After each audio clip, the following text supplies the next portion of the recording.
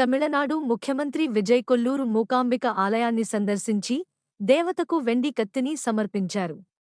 బాధ్యతలు స్వీకరించిన తర్వాత కర్ణాటకలో తన తొలి పర్యటనలో భాగంగా జిల్లాలోని కొల్లూరు మూకాంబిక ఆలయాన్ని సందర్శించి అక్కడి ప్రధాన దేవతకు వెండి కత్తిని సమర్పించారు. వర్గాల సమాచారం ప్రకారం ఆ కత్తి బరువు 1.6 కిలోలు. ఆయన మధ్యాహ్నం ఆలయంలో ప్రత్యేక పూజ నిర్వహించారు. అతని పర్యటన దృష్ట్యా పోలీసులు ఆలయం వద్ద భద్రతను కట్టుదిట్టం చేశారు. భద్రతా ఏర్పాట్ల కారణంగా ఆలయం నిర్మానుష్యంగా కనిపించింది. స్వయంగా కారు నడుపుతాడు. గుడిని సందర్శించిన తర్వాత విజయ్ గారు కొల్లూరులోని మూకాంబిక అతిథి గృహానికి కారులో వెళ్లారు.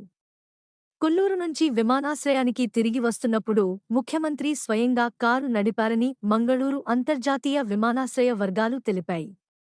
ఆయన తన అభిమానులకు అభివాదం చేసి సాయంత్రం 6:30 గంటలకు చెన్నైకి బయలుదేరే ప్రత్యేక విమానం ఎక్కారు.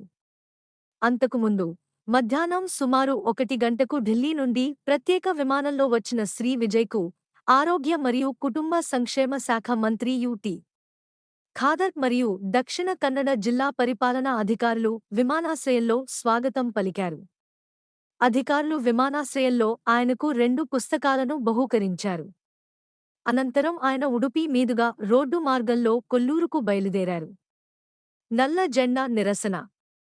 విజయ్ ఉడుపికి చేరుకోకముందే కర్ణాటక రక్షణ వేదిక, ప్రవీణ్ కుమార్ శెట్టి వర్గం, కార్యకర్తల బృందం 1 ముఖ్యమంత్రికి నల్ల జెండా చూపించడానికి ఉడుపిలోని జాతీయ రహదారి 66పై ఉన్న ఉద్యావర వద్ద గుమిగూడింది. ప్రతిపాదిత మేకెదాటు నీటిపారుదల ప్రాజెక్టుపై తమిళనాడు అభ్యంతరం తెలపడాన్ని ఆ కార్యకర్తలు వ్యతిరేకిస్తున్నారు. అయితే వారిని పోలీసులు ముందుజాగ్రత్తగా అదుపులోకి తీసుకున్నారు. తమిళనాడు మాజీ ముఖ్యమంత్రులైన దివంగత జయలలిత మరియు ఎం.జి. రామచంద్రన్ కూడా అధికారంలో ఉన్నప్పుడు కొల్లూరు ఆలయాన్ని సందర్శించారని ఇక్కడ పేర్కొనవచ్చు.